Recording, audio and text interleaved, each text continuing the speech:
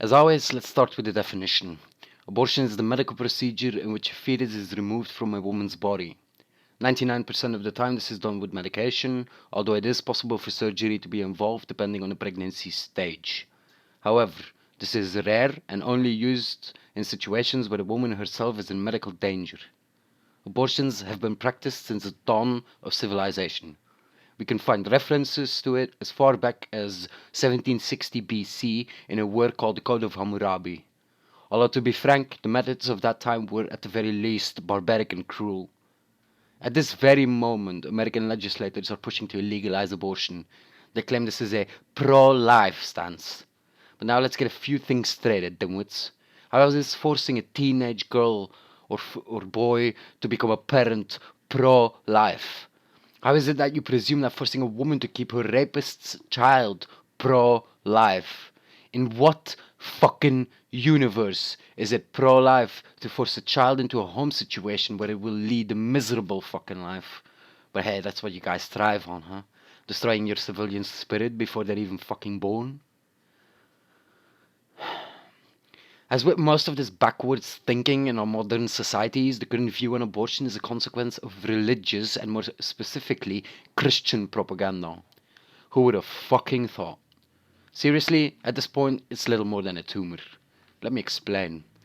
As a fetus does not show any signs of life, many ancient philosophers, including the well-known Aristotle, believed that a fetus was more plant-like than animalistic.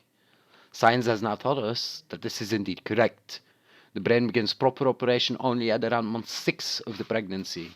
Due to its fragile nature, it only has 50% survival chance until that time. I really want to drive that point home. Most abortions happen in the embryonic stage, long before there is even a sign of limbs, let alone a personality or even something as rudimentary as basic instinct.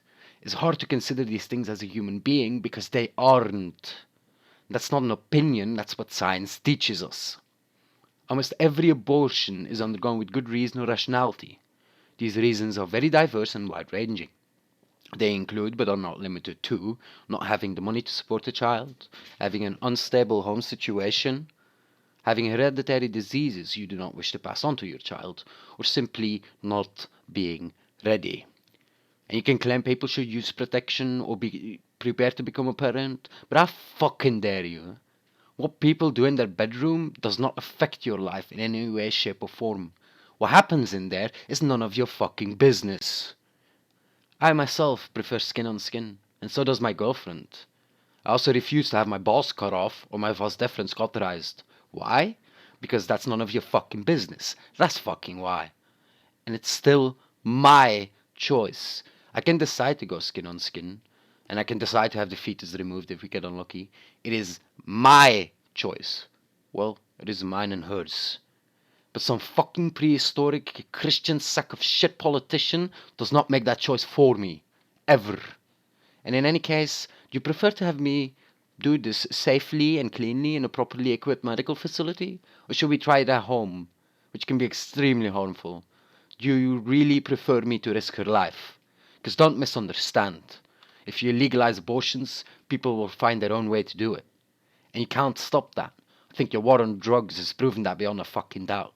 You created that market for drugs, and now you're going to create a market for home-brewn abortions. Brilliant. And this current 0.007% death rate from abortions, that will skyrocket, and that blood will be on your hands. Yet these so-called intellectuals who by chance get to lead the most powerful country in the fucking world are pro-life. Boo-hoo, we shouldn't murder the poor little creature. The same fucking people have the arrogance to put the life of a tumor over the life of another living creature as well. Tell me, Mr. or Mrs. Pro-Life, how many mosquitoes and flies have you squashed to death simply because they annoyed you?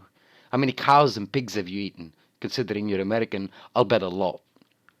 And considering their similarity, how many plants have you destroyed for nothing more than your enjoyment? Sounds a little fucking hypocritical to me, eh? Your so-called pro-life stances. I bet a lot of you vote positive for the death penalty as well, right? Let's take a look, for example, at Mr. Harry fucking Reid. The self-proclaimed pro-life hypocritical Victorian moron is so pro-life that he votes pro-death penalty as well. Yeah, that's what pro-life means nowadays. Another term that got fucked up. Apparently that's a synonym for hypocrite nowadays. The fact that you rather murder a full-grown human being who 7 out of 10 times was wrongfully accused than kill off a creature that more resembles a fucking tumor is beyond my comprehension. And as a last point, I just want to point out, how can abortion be a bad thing if it could have prevented things like Hitler, Ted Bundy, the world's most famous serial killer, and last but very far from the fucking least, Donald fucking Trump.